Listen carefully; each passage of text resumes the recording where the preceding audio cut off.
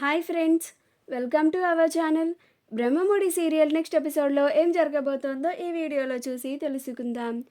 కావ్య నుండి తప్పించుకొని వెళ్ళిపోయిన అసలు మాయ. అసలేం జరిగింది అని తెలుసుకోవడానికి ఈ వీడియోని స్కిప్ చేయకుండా ఎండ్ వరకు చూసేయండి. అపర్ణ, సుభాష్లిద్దరూ మాట్లాడుకుంటూ ఉంటారు. వీళ్ళిద్దరిని రాజ్, కావ్యలు దూరంగా ఉండి చూస్తూ ఉంటారు. అప్పుడు అపర్ణ, మీరు ఇంకా నాతో మాట్లాడడానికి ఏమీ లేదు, నేను వినడానికి కూడా ఏమీ లేదు అని అంటోంది. అప్పుడు సుభాష్, లేదపర్ణ, నువ్వు ఇలా నన్ను దూరంగా పెడుతుంటే నేను తట్టుకోలేకపోతున్నాను. ఇంట్లో అందరూ నన్ను ఒక దోషిని చూసినట్లు చూస్తున్నారు. దానికన్నా నువ్వు నన్ను వెలివేసిందే నా గుండెని బాగా దహించి వేస్తోంది అని అంటాడు. అప్పుడు అపర్ణ, మీరు చేసిన తప్పుకి ఫలితం అది, దానికి నేనేం చేయను అని అంటోంది. అప్పుడు సుభాష్, నువ్వలా మాట్లాడక అపర్ణ, నేను చేసిన తప్పు వల్ల నాలో నేనే చాలా కుమిలిపోతున్నాను. నా బతుకు మీద కూడా ఆశని వదులుకున్నాను. ఇప్పుడు నువ్వు కూడా నన్ను ఇలా దూరం పెడుతుంటే ఇంకా అస్సలు ఉండలేకపోతున్నాను. ఇప్పటికే చనిపోవాలని చాలాసార్లు ప్రయత్నించాను. ఇలా బ్రతకడం నా వల్ల కావడం లేదు అపర్ణ అని అంటాడు. అప్పుడు అపర్ణ, మీరు చేసిన తప్పుకి మీ మొహాన్ని అందరికీ చూపించలేక మీరలాగా బాధపడుతున్నారు. దానికి నేను బాధ్యురాలిని కాను అని అంటోంది. కానీ మీరు నాకు చేసిన మోసానికి నేను మిమ్మల్ని ఈ జన్మలో క్షమించను. నేను మిమ్మల్ని ఇంకా నా భర్తగా ఎన్నడూ చూడను అని అంటోంది. ఆ మాటకి సుభాష్ చాలా కుమిలిపోతూ ఉంటాడు.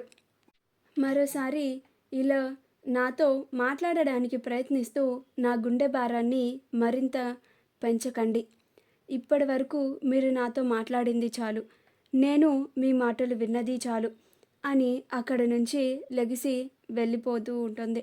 అప్పుడు సుభాష్, అపర్ణ, ఆగపర్ణ, ఒక్కసారి నేను చెప్పేది విను అని అంటాడు. అయినా సరే అపర్ణ వినిపించుకోకుండా వెళ్ళిపోతూ ఉంటుంది. తను వెనక్కి తిరిగి వెళ్తూ ఉంటే అక్కడే ఉన్న రాజ్, కావ్యలిద్దరూ కనిపిస్తారు. అప్పుడు రాజ్ మమ్మీ అని పిలుస్తూ ఉంటాడు. అయినా సరే అపర్ణ తన గదిలోకి వెళ్ళిపోతూ ఉంటుంది. సుభాష్ అక్కడే కూర్చొని బాధపడుతూ ఉంటాడు. అప్పుడు కావ్య, రాజులిద్దరూ సుభాష్ దగ్గరికి వస్తారు. అప్పుడు రాజ్, మమ్మీ ఏమంది డాడీ అని అంటాడు. అప్పుడు సుభాష్, మీ మమ్మీ నన్ను ఇంకా తన జీవితంలో క్షమించదురా. నేను ఇంకా తన దృష్టిలో ఒక తప్పు చేసిన వాడిలాగా ముద్రపడిపోయాను. ఇలా మరోసారి తనతో మాట్లాడడానికి కూడా ప్రయత్నించవద్దు అని చెప్పింది అని బాధపడుతూ ఉంటాడు. అప్పుడు కావ్య, మీరు బాధపడకండి మావయ్య, అత్తయ్య గారు మిమ్మల్ని తప్పకుండా అర్థం చేసుకుంటారు. అంతకు ముందులాగా మీతో ప్రేమగా మాట్లాడతారు. ఆ రోజులు త్వరలోనే వస్తాయి.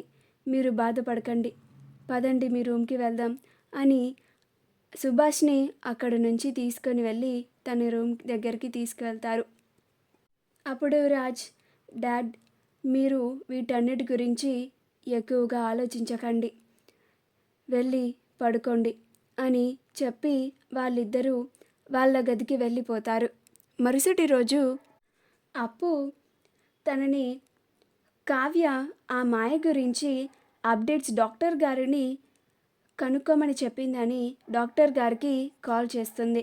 కాల్ చేసి, హలో డాక్టర్ గారు అని అంటోంది. అప్పుడు డాక్టర్ గారు కాల్ లిఫ్ట్ చేసి, చెప్పండి మేడం అని అంటారు. అప్పుడు అప్పు ఆ మాయకి స్పృహ వచ్చిందా డాక్టర్ అని అడుగుతుంది. అప్పుడు ఆ డాక్టర్, మేము మీకు ముందే చెప్పాము కదండి, ఆవిడ కోమాలోకి వెళ్ళిపోయింది. ఆవిడ ఎప్పుడు స్పృహలోకి వస్తుందో కూడా మేము చెప్పలేము. ఆవిడ స్పృహలోకి రాగానే మేము మీకు వెంటనే చెప్తాము అని అంటారు. అప్పుడు అప్పు అలాగే డాక్టర్ అని కాల్ కట్ చేస్తుంది. హాస్పిటల్లో అసలు మాయకి అప్పుడే స్పృహ వచ్చి కదులుతూ ఉంటుంది. అది నర్సు గమనించి వెంటనే డాక్టర్ డాక్టర్ అని అరుచుకుంటూ డాక్టర్ దగ్గరికి వెళ్తుంది. అప్పుడు డాక్టర్ గారు ఏమైంది నర్స్ అని అంటారు.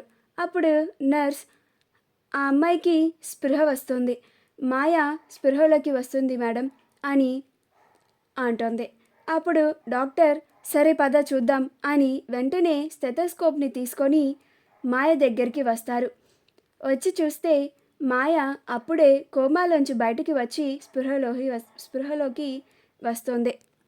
డాక్టర్ మాయని చెకప్ చేసి వెంటనే అప్పుకి కాల్ చేసి మాయకి స్పృహ వచ్చింది అని చెప్తారు. అప్పుడు అప్పు వెంటనే కావ్యకి కాల్ చేస్తుంది. కావ్య కాల్ లిఫ్ట్ చేయకపోవడంతో ఈ విషయం నేను అక్కని కలిసి చెప్పాలి, ఇలా కాల్లో కాదు అని వెంటనే దుగ్గిరాల వారి ఇంటికి వస్తుంది. అక్కడ కావ్యని కలుస్తుంది. అక్కడ కావ్యకి ఇలా మాయ స్పృహలోకి వచ్చింది అంట అక్క, కోమాలోంచి బయటికి వచ్చింది అని డాక్టర్ గారు నాకు కాల్ చేసి చెప్పారు అని అప్పు కావ్యకి చెప్తుంది. అప్పుడు కావ్య అవునా అప్పు, అయితే త్వరగా వెళ్దాం పద అని అంటుంది. వీళ్ళిద్దరూ ఎక్కడికో వెళ్ళడం చూసి కళ్యాణ్ కావ్య వాళ్ళ కార్ వెనుక ఫాలో అవుతూ ఉంటాడు.